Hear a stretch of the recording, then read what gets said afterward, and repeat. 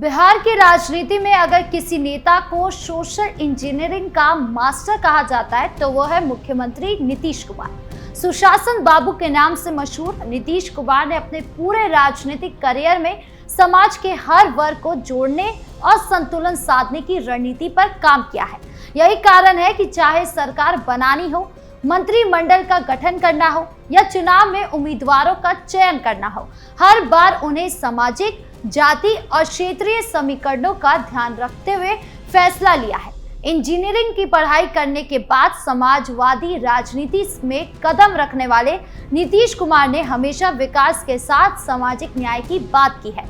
नीतीश कुमार ने सत्ता में रहते हुए योजनाओं, नीतियों और टिकट बंटवारे में सामाजिक संतुलन को प्राथमिकता दी है। इस बार भी बिहार विधानसभा चुनाव 2025 के लिए जेडीयू की उम्मीदवार सूची इस परंपरा को आगे बढ़ाती दिख रही है। मीडिया रिपोर्ट्स के अनुसार जनता दल यूनाइटेड ने अपनी पहली सूची 101 उम्मीदवारों के नाम घोषित किए हैं, जो सामाजिक समावेशिता का जीवंत उदाहरण पेश करते हैं। ये सूची न केवल जातिगत संतुलन को दर्शाती है, बल्कि महिलाओं, पिछड़े वर्गों, अति पिछड़ों, दलितों और अन्य समुदाय को प्रतिनिधित्व देकर नीतीश कुमार की रणनीति दूरदर्शिता को उजागर करती है। नीतीश कुमार की बात की जाए तो नीतीश कुमार का जन्म 1 मार्च 1951 को बिहार के बख्तियारपुर में एक शिक्षक पिता के घर हुआ था। उनके पिता कविराज राम लखन सिंह एक आयुर्वेदिक चिकित्सक भी थे, जिन्होंने उन्हें बचपन से ही सामाजिक न्याय और शिक्षा के महत्व की सीख दी। इंजीनियरिंग की डिग्री हासिल करने के बाद नीतीश ने भारतीय रेलवे में नौकरी की, लेकिन जल्दी राजनीति की ओर रुख लिया। 1970 के दशक में जयप्रकाश नारायण के आंदोलन से प्रेरित होकर वो समाजवादी धारा में शामिल हुए। 1985 में वो पहली बार विधायक बने और उसके बाद का सफर संघर्षपूर्ण लेकिन दृढ़ रहा। 1990 में वो केंद्रीय मंत्री बने, लेकिन असल मोड़ तब आया जब 2005 में उन्होंने बिहार की सत्ता संभाली। तब बिहार लालू प्रसाद यादव के राज में था। जंगल राज के रूप में जाना जाता था, जहां अपराध, भ्रष्टाचार और पिछड़ापन हावी था। नीतीश ने इसे बदलने का संकल्प लिया और सुशासन का नारा दिया। उनकी सरकार ने कानून व्यवस्था सुधारने, सड़क बनाने, बिजली पहुंचाने और शिक्षा, स्वास्थ्य पर जोर दिया। लेकिन इन सब के बीच उन्होंने सोशल इंजीनियरिंग को कभी अलग नहीं किया। उन्होंने पिछड़े वर्गों को आरक्षण बढ़ाया, महिलाओं के लिए साइकिल योजना शुरू की और अति पिछड़ों के लिए आयोग गठित किया। ये कदम न केवल विकास को गति देते थे, बल्कि समाज के हर कोने को जोड़ते थे। सोशल इंजीनियरिंग नीतीश कुमार की राजनीति का मूल मंत्र रही है। बिहार जैसे राज्य में जहाँ जाति राजनीति हावी है, वह बिना संतुलन के जीत संभव नहीं। नीतीश ने हमेशा लव कुश समीकरण पर जोर दिया, जहां कुशवाहा यानी कोयरी और यादव जैसे समुदाय को साथ रखा गया। लेकिन ये समीकरण सीमित नहीं रहा। उन्होंने अति पिछड़ा वर्गों यानी ईबीसी को अपनी ताकत बनाया, जो बिहार की जनसंख्या का लगभग 36% है। 2005 के चुनाव में जेडीयू ने ईबीसी, महादलित और महिलाओं पर फोकस किया, जिससे भाजपा के साथ गठबंधन में भारी जीत मिली। 2010 में फिर वही फॉर्मूला काम आया, लेकिन 2015 में महागठबंधन के साथ आने पर उन्होंने आरजेडी के यादव वोट बैंक को संतुलित करने के लिए अन्य वर्गों को मजबूत किया। फिर 2020 में एनडीए में लौटते हुए उन्होंने ऊपरी जातियों को भी शामिल किया। ये उतार चढ़ाव उनकी लचीलापन दिखाता है। हर गठबंधन में वो सामाजिक न्याय को प्राथमिकता देते हैं। उदाहरण स्वरूप उनके मंत्रिमंडल में हमेशा जातिगत संतुलन रहता है। वर्तमान कैबिनेट में भी ओबीसी, ईबीसी, एससी, एसटी और स्वर्ण सभी को प्रतिनिधित्व है। नीतीश की ये रणनीति केवल वोट बैंक तक सीमित नहीं है, बल्कि समाज को एकजुट करने की कोशिश है। राजनीतिक विश्लेषक कहते हैं कि नीतीश बिना जाति के विकास की बात करते हैं, लेकिन जाति को नजरअंदाज भी नहीं करते। उनकी नीतियां जैसे कि 7 निश्चय योजना हर वर्ग को लाभ पहुंचाती है। साइकिल से लेकर सोलर लाइट तक, महिलाओं के लिए 35% आरक्षण और पंचायत में 50% सीटें आरक्षित करना उनकी दूरदृष्टि का प्रमाण है। अब आते हैं 2025 विधानसभा चुनाव की जेडीयू उम्मीदवार सूची पर, जो नीतीश की इस विरासत को आगे बढ़ाती है। मीडिया रिपोर्ट्स के मुताबिक जेडीयू ने 243 सीटों में से 101 पर अपने उम्मीदवार उतारे हैं, जो सामाजिक समावेशिता का बखान करती है। इस सूची में 37 उम्मीदवार पिछड़े वर्ग यानी ओबीसी से है, जो बिहार की राजनीति का आधार है। ओबीसी में कुशवाहा, यादव, कुर्मी जैसे समुदाय प्रमुख है और नीतीश ने इन्हें मजबूत रखा है। इसके अलावा 22 उम्मीदवार अति पिछड़े वर्ग यानी ईबीसी से हैं, जो नोनिया, केवट, तेली जैसे समुदाय से आते हैं। ईबीसी नीतीश की कोर स्ट्रेंथ है और इस प्रतिनिधित्व से उनका वोट बैंक मजबूत होगा।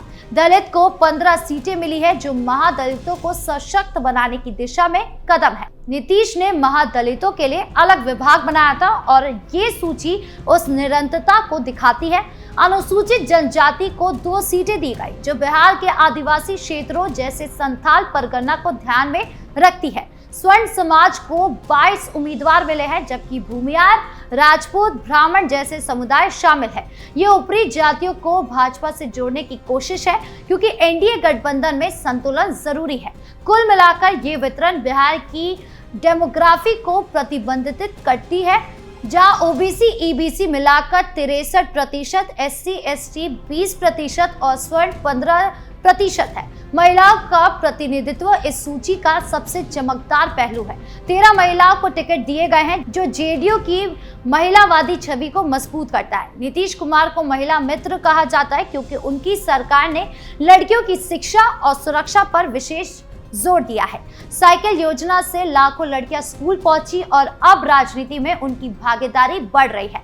इनमें से कुछ महिलाएं पिछड़े वर्गों से हैं, जो दोहरी पहचान को मजबूत करती है। उदाहरण के तौर पर अगर कोई ईबीसी महिला उम्मीदवार है, तो वो न केवल लिंग न्याय बल्कि जातिगत न्याय का प्रतीक बनेगी।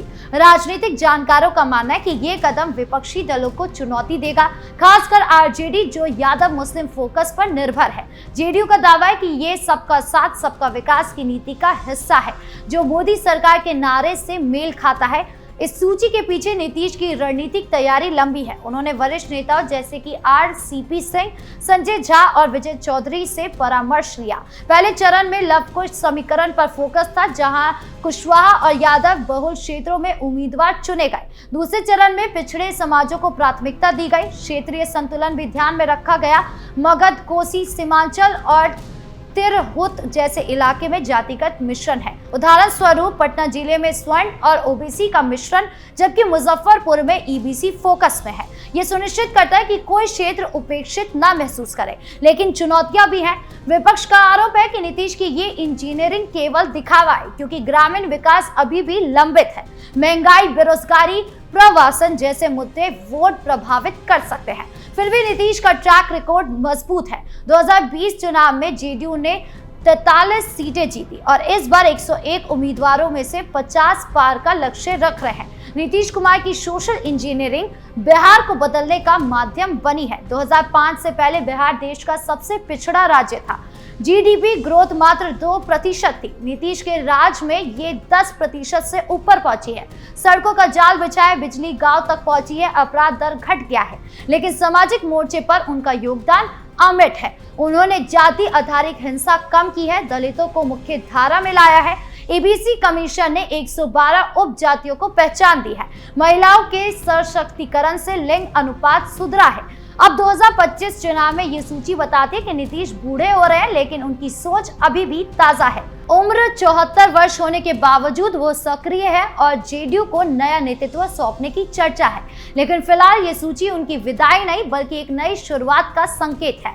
बिहार चुनाव 2025 में कई मोड़ हो सकते हैं। एनडीए में भाजपा जेडीयू को समर्थन देगी, लेकिन सीट शेयरिंग पर टकराव संभव है।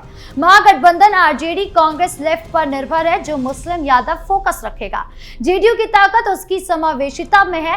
अगर महिलाएं और ईबीसी वोट पोलिंग में सक्रिय है, तो नीतीश फिर बाजी मार सकते हैं। विश्लेषक कहते हैं कि ये चुनाव विकास बनाम जाति का होगा, लेकिन नीतीश दोनों को जोड़ते हैं। उनकी सूची से साफ है कि वो हर वर्ग को संदेश दे रहे हैं। आपका प्रतिनिधित्व मेरे साथ है। इस संदर्भ में नीतीश की विरासत पर गौर करें। वो समाजवादी मूल्यों से निकले लेकिन व्यवहारिक राजनेता बने। जेपी आंदोलन से लेकर आज तक उनका सफर संघर्षों से भरा रहा है। 2017 में आरजेडी से गठबंधन तोड़ना, 2022 में फिर एनडीए में लौटना, ये फैसले सोशल इंजीनियरिंग पर आधारित थे। अब 2025 में बिहार की 24 करोड़ जनता उनकी परीक्षा लेगी, लेकिन इतिहास गवाह है कि नीतीश संतुलन साधने में माहिर है। जेडीयू सूची में न केवल चुनावी दाव है बल्कि सामाजिक न्याय का घोषणा पत्र है।